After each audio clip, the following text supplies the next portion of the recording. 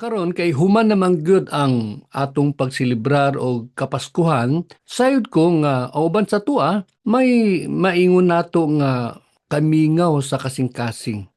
In spite sa ginaingon nga daghang kayo mga nag-aging nga mga party nga giadtuan, daghang mga pagkaong nakaon, probably daghang pod mga gasa nga nadawat sa mga isig kaingon. Pues mao na ang atong pag-istoryahon karong adlaw.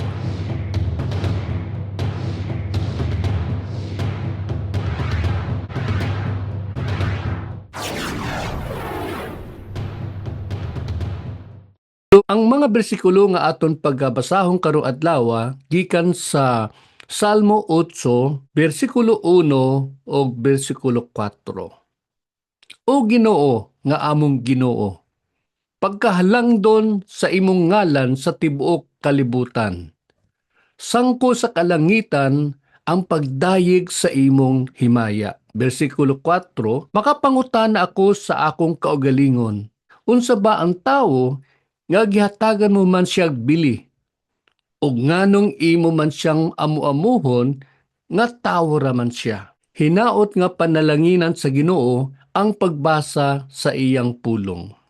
Unsa ato makita sa mga bersikulo nga atong nabasa? Sa una nga bersikulo, gipakita sa ato ang ginaingon sa Ingles, "How majestic our God is." Ang iyang pagkahalangdunon.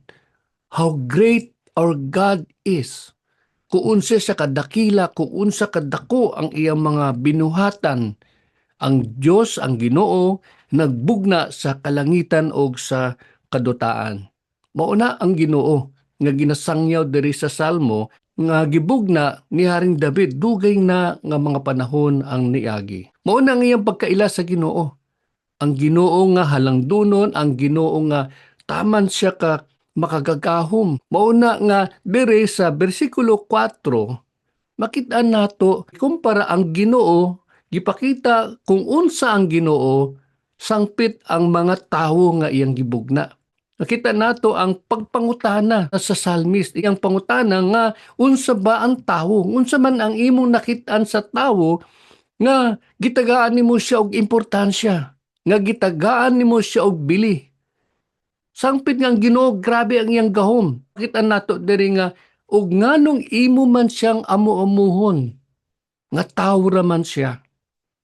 Mauna ginaingon mga kaigsuunan nga kita kinahanglan natong pagatan-awa ng atong kaugalingon. Wala diri ginapakita nga kita nga gamay nga gibuhat sa Ginoo. Kita nga mga gamay nga mga creation sa Ginoo. Gipakita diri kung unsa kadako ang atong Ginoo ug unsa pod kadako ang iyang paghigugma sa atoa isip nga parte sa iya nga creation. Mauna nga dira sa ingani nga taknaa, kinahanglan pagkatan-awon nato atong kaugalingon. Kung may mga higayon nga kita medyo paminaw nato, nagaluya kita, usahay ang atong pagtan-aw sa atong kaugalingon na murag wala naman tay bili. Remember mga kaigsuunan ang paghigugma sa atong Ginoo. Ang Ginoo nga makahalangdunon, pero ang iyang paghigugma, ang iyang pagtanaw sa tuwa, ang pag-atiman sa tanan nato nga panginahanglan.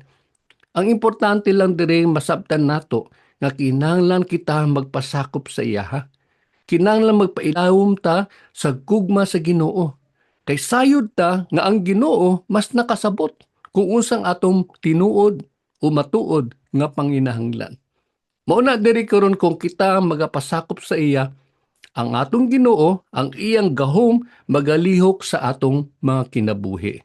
Hinauton ta sa umaabot nga tuig sa 2026, magpadayon ta nga magsalig sa Ginoo, padayon nato nga tan-awon, makit-an nato how majestic our God is and that we continue to worship Him as the King of Kings and the Lord of Lords that loves us so much. Mo'y nag-iingon sa John 3:16, "For God so loved the world that He gave His only begotten Son, that whoever believes in Him shall not perish but have eternal life." Ang pangutana karon kaigsuunan is naaba sa atong kasing-kasing, naaba sa atong tagipusoon si Kristo Jesus.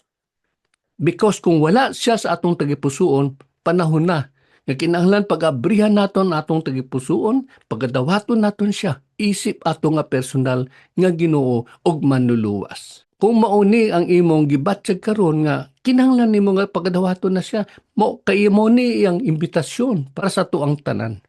Pwede nimo kuupdan sa pangamuyo para pagadawaton naton siya. Isip atong Ginoo, isip atong manluluwas. Magapangamuyo kita.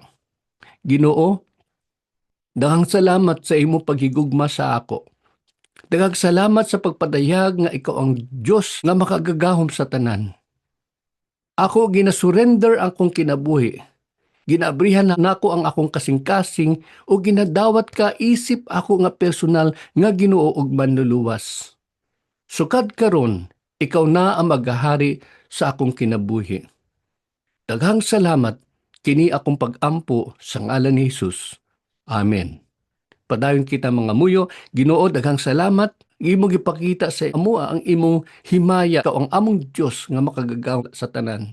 Salamat imo pod gipadayag sa amo nga tinuod ang imong paghigugma, ang imong pagatiman sa tanan sa amon nga panginahanglan. Lord, I commit everyone nga nagdawat sa imo isip ilang nga personal nga Ginoo ug manluluwas. Ikaw ang magapadayon kung unsa man ang imong gisugdan sa tagsa-tagsa sa amo Ginoo. Daghang salamat. I pray, Father, for blessings for the year 2026. I pray for protection and even healing, O God, sa tanan nga nagapanginahanglan sa imong paglihok sa ilang kinabuhi. Daghang salamat, padayon nga ikaw ang among pagadaygon, isip among Ginoo, nga nagahigugma sa amo hangtod sa kahangturan. Kini akong pag-ampo sa ngalan ni Jesus. Amen. Og amen.